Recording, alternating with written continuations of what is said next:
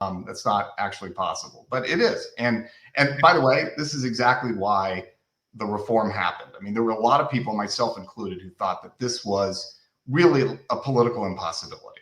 I mean, everybody knew we needed CEQA reform. Everybody knows we have a housing crisis. But the politics were so entrenched on this issue for so long. But the fact that it has gotten this bad, as reflected in this graph, is what really kind of broke CEQA's back in terms of infill housing development opportunities. What it will mean in terms of narrowing this gap, bridging this gap. Look, I'd love to say that this is the cure-all for all of our ills in California and the affordability crisis will evaporate and, you know, everything's going to get better. It's not that big of a deal. It's going to help. It's going to help mainly projects that are, you know, already in process or that are potentially, you know, on the margins of happening, to push them over the top to in terms of going forward.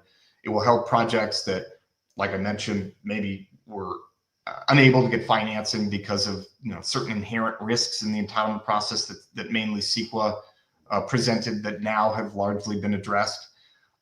It doesn't address, you know, what your viewers are very acutely aware of, which are all the macroeconomic challenges that we currently have, particularly that plague multifamily, you know, higher density, what we call wrap and podium style buildings right now. Those projects are just very tough to make work economically.